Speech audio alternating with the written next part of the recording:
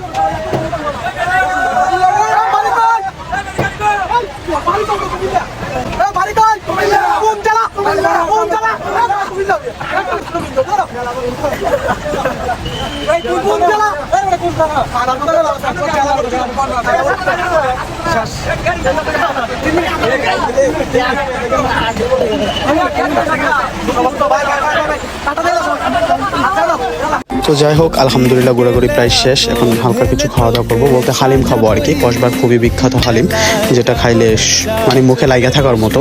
তো সবার প্রতি একটা অনুরোধ হবে, যেহেতু আমি কষ্ট করে ভিডিওটা বানাইছি, আপনাদেরকে দেখার সুযোগ করে দিছি, আপনারাও একটু শেয়ার করে অন্যজনকে দেখার সুযোগ করে দেবেন। সবাই ভালো থাকবেন, সুস্থ থাকবেন, আল্লাহ হাফেজ।